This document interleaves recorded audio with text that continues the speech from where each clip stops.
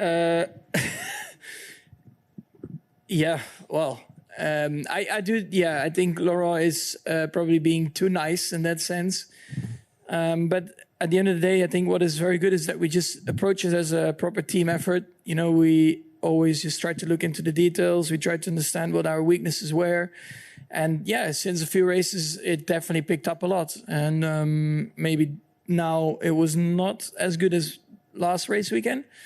But sometimes we came out of a race just a bit lost, you know, not really understanding why or how. I do think that now we understand why or how we can be better.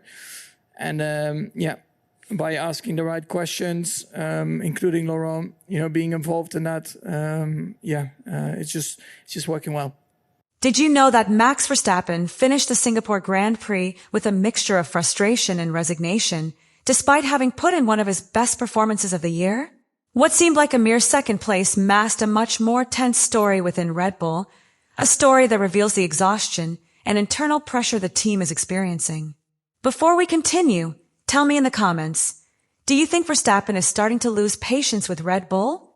Because what he said after the race completely changed the perception of his performance in Singapore. Stay until the end, and don't forget to subscribe to the channel. The Marina Bay circuit, with its stifling heat, tight corners, and relentless punishment for any mistake, was a brutal test for both car and driver. The team went all out.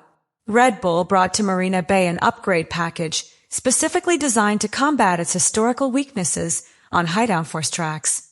The new front wing, with a more aggressive profile, sought to improve corner entry without sacrificing stability, while the engine cover, with a larger air intake, was intended to keep temperatures under control in such an extreme environment.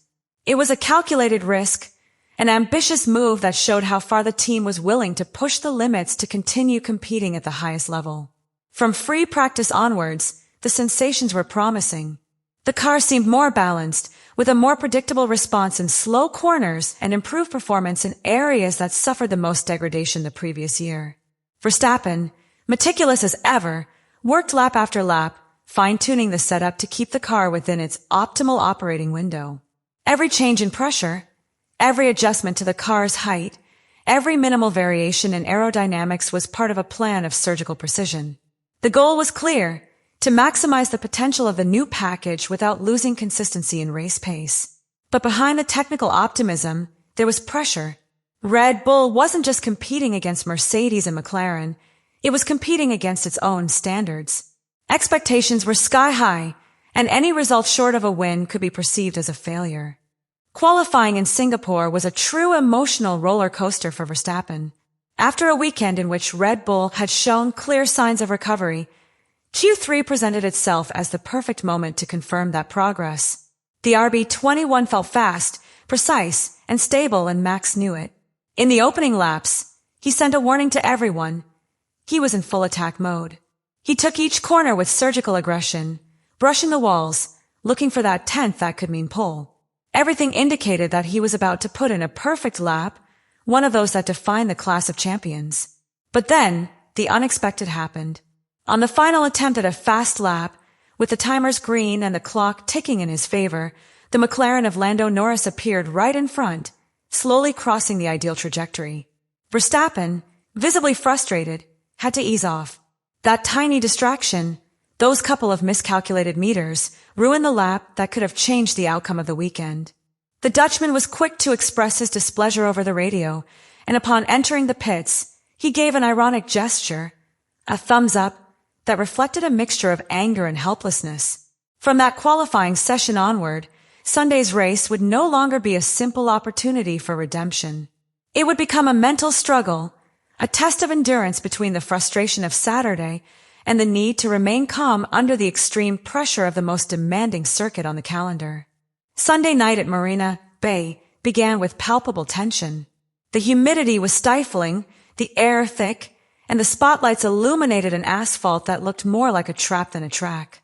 Verstappen knew his only option to reverse Saturday's frustration was to run a perfect race with no room for error.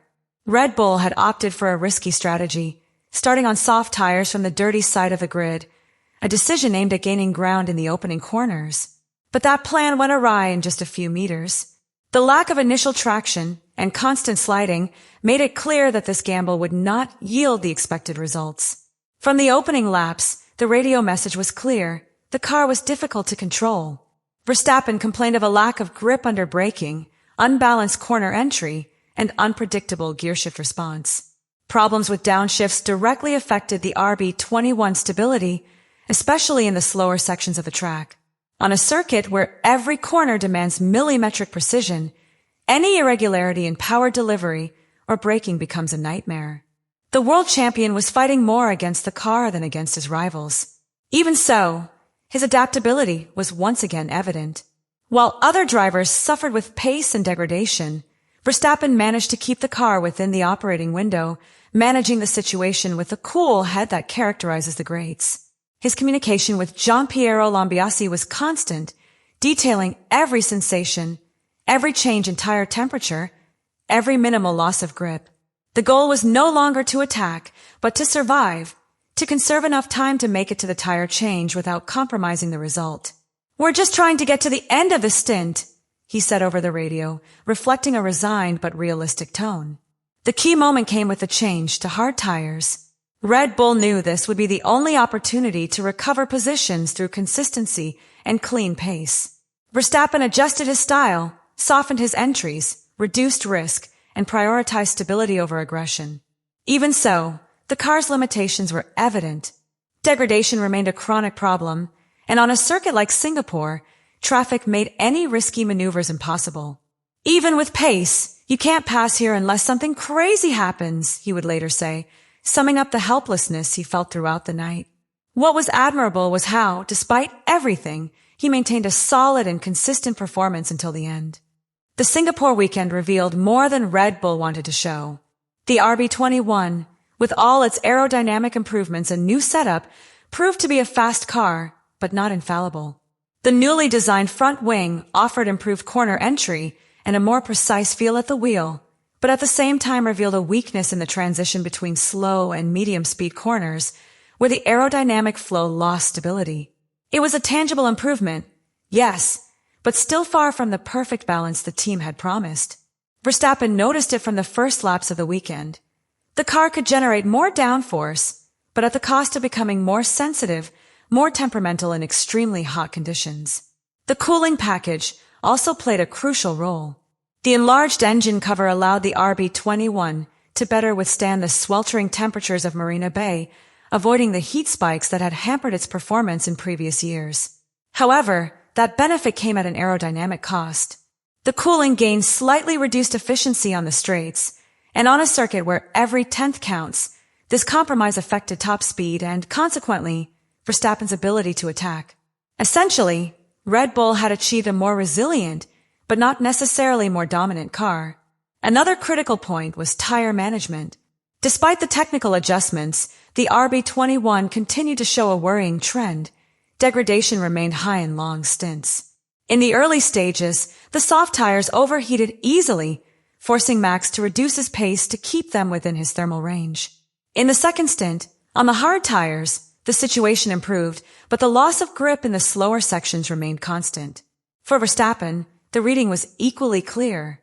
In his subsequent statements, a mix of acceptance and demand was evident. He acknowledged the improvements, but also hinted that he was not satisfied. His statement, second was the highest possible result, was not an excuse, but a technical warning. He meant to say, "We've made progress, but not enough." It was a way of putting pressure on the team without doing so overtly, of setting the course without creating public conflict. Max knew the championship would come down to the details, and that those details weren't yet completely under his control. When the race ended, the image of Verstappen in Parc Ferme said it all. There was no celebration, not even relief. There was fatigue, a mix of pent-up frustration and acceptance of reality. After all, he had squeezed the most out of a car that didn't give him the tools necessary to win. That feeling of having done everything right and still falling short is the hardest to accept for a driver accustomed to dominating. And it was there, in that gesture of silent resignation, that the true tone of his post-race statement was revealed, a balance between criticism and serenity. When he spoke to the media, there were no open complaints or direct reproaches. Verstappen was measured, precise, and above all realistic. He said the team had tried something different, that the strategy didn't work as expected, and that the car didn't perform entirely well.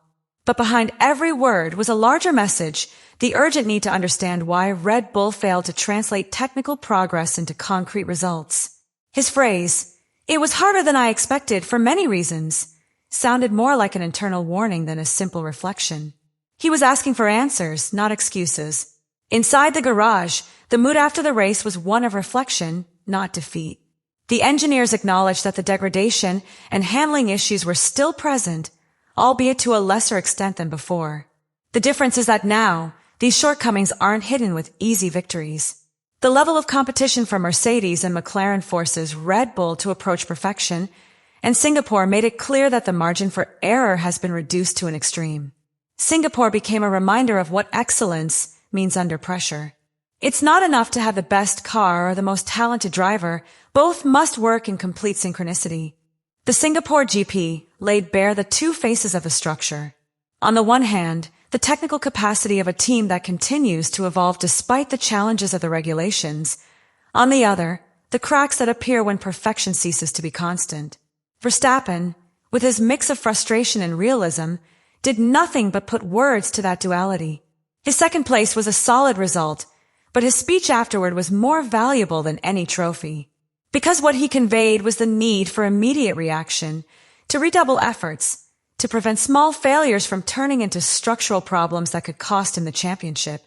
Engineers know that every small mistake can multiply at the next race, and Verstappen reiterated this in his most forceful tone.